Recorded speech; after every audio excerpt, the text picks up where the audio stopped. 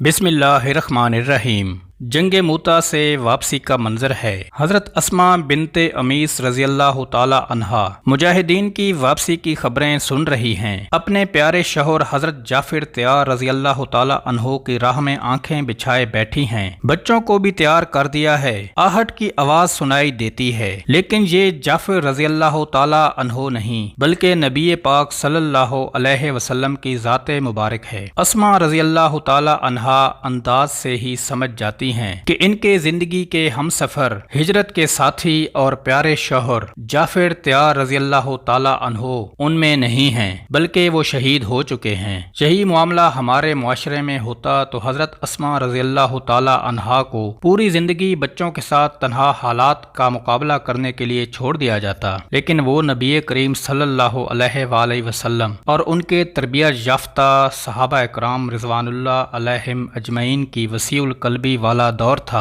एक मुसलमान बेवा को कैसे हालात और जज्बात के थपेड़े खाने के लिए अकेला छोड़ दिया जाता। हजरत अबू बकर सदीक रज़ियल्लाहु ताला अन्हु ने उन्हें अपनी ज़ौजियत में ले लिया और बच्चों को बाप जैसी घनी शफकत और मोहब्बत मुयस्सर आ गई। अल्लाह ने एक फर्जंद भी अता फरमा दिया। फिर कुछ अरसा बाद हजरत अबू बकर सदीक रज़ियल्लाहु ताला अन्हु का विसाल हो गया। हजरत अस्मा बिनते अमीस रज़ियल्लाहु ताला अन्हु ने गुस्ल दिलाया। 2 दफा बेवा होना हमारे तंग नजर मुआशरे के लिए तो अनहोनी बात है, मगर वो गैरतमंद दरजलान इन बातों से नावाकिफ थे। मुसलमान औरत को फौरन मुआशरती धारे की जिंदगी में हम आहंग कर लिया जाता था, ताकि उसे तने तनहा नफ्सियाती और जज्बाती जंग ना लड़नी पड़े। इस दफा आगे बढ़ने वाले गैरत के पैकर कोई और नहीं, हजरत अली रजी अल्लाह ताला अन्हो थे। आप हजरत जाफिर रजी अल्लाह ताला अन्हो के छोटे भाई भी थे, लेकिन सिर्फ भतीजों की खफालत ही नहीं की, बल्कि फर्जंदे अबू बकर को भी इसी मोहब्बत से पाला।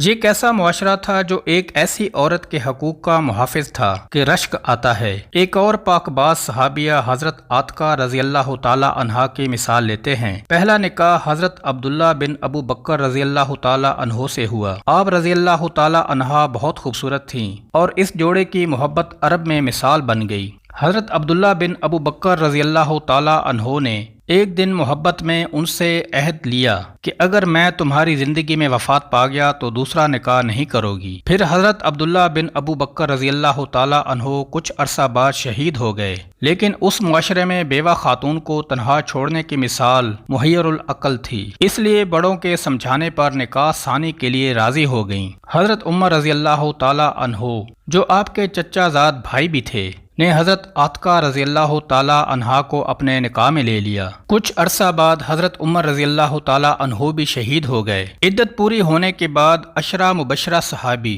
हजरत जुबैर बिन अल अवाम ने निकाह का पैगाम भेजा और हजरत आतका रजी अल्लाह ताला अन्हा उनके निकाह में आ गईं। कुछ अरसा बाद हजरत जुबैर रजी अल्लाह ताला अन्हो ने भी जामे शहादत नोश किया। आप रजी अल्लाह ताला अन्हा के बारे में अरब में मशहूर हो गया कि जिसे शहादत की तमन्ना हो आप रजी अल्लाह ताला अन्हा से निकाह कर ले। इसी मुनासबत से आप रजी अल्लाह ताला अन्हा को शुहदा की ज़ौजा भी कहा जाता है।